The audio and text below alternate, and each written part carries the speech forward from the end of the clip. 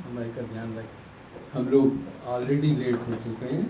प्रत्येक वक्ता के लिए 10 मिनट का समय है। अब जो हमारा मुद्दा है कि घर और हमारा काम, इन दोनों में हम संतुलन कैसे स्थापित करती हैं और क्या वास्तव में संतुलन स्थापित हो पाता है? इस बैलेंस पर अपनी बात कहने से पहले मैं उन चुनौतियों के बारे में बताना चाहूँगी जिससे होकर हम हर दिन गुजरती हैं।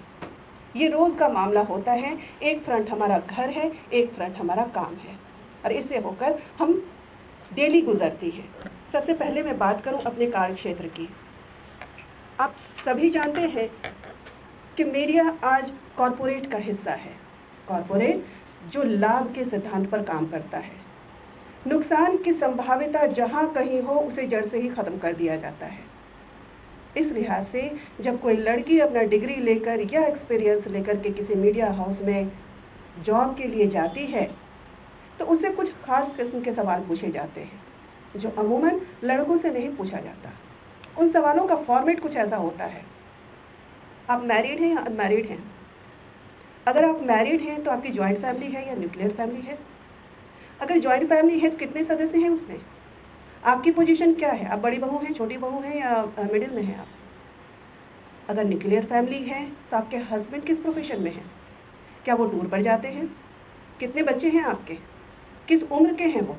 और आपकी जिम्मेदारियां क्या क्या हैं? और जब आप काम करेंगी तो घर पर कौन रहेगा?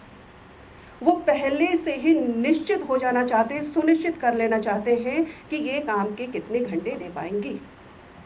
और अगर कह दिया कि अनमैरिड है तो भी 2 प्रश्न उठते हैं कि आप अपने पेरेंट्स के साथ रहती हैं या अकेले रहती हैं। और ये सुनिश्चित मानिए कि बाजी वो ले जाती है जो कि अकेली होती है और पेरेंट्स के साथ नहीं रहती।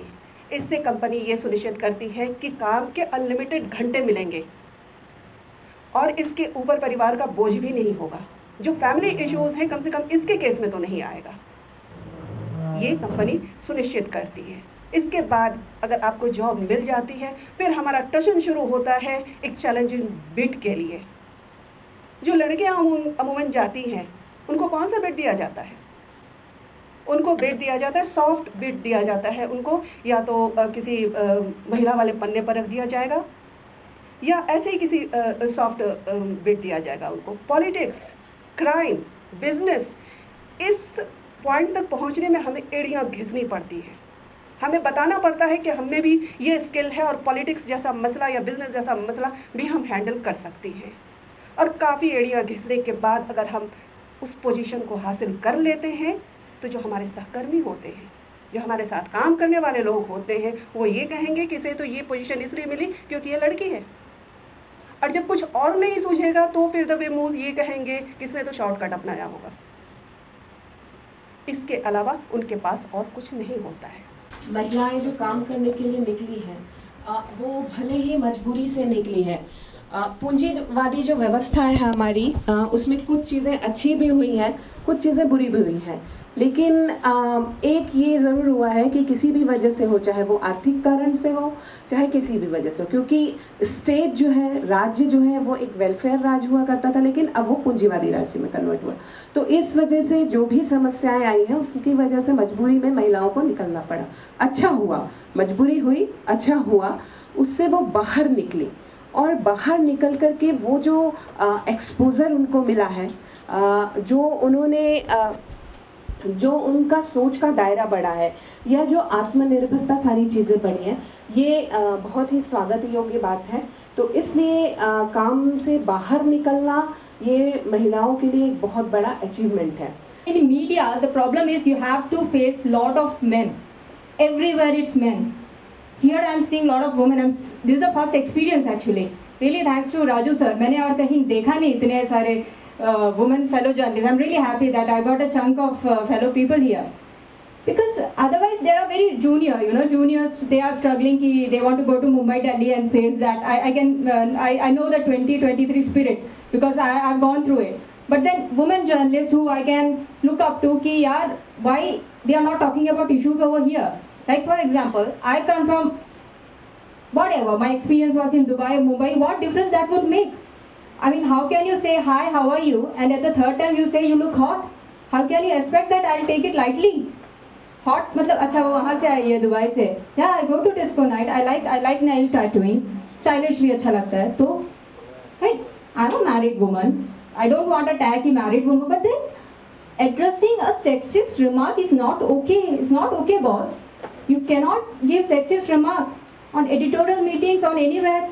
You are a friend. Chalo, a certain extent you are considered because you know the person. Otherwise, how can you?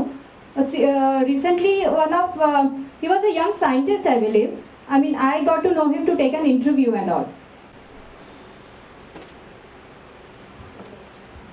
तक मुझे लगा कि मिस हो गई है इस डिस्कशन में, वो ये है कि हम देखते हैं कि जब भी मैटरनिटी लीव की बात आती है मीडिया के फील्ड में और 1 महीने या 3 महीने की छुट्टी पर जाती है कोई भी महिला, तो वापस उस ऑर्गेनाइजेशन में उसके लिए कोई जगह नहीं बच पाती, जबकि ये उसका राइट है कि उस संस्थान में उसके लिए जगह सुनिश्चित हो, जिस पद पर वो थी उस पद पर वो वापस आए।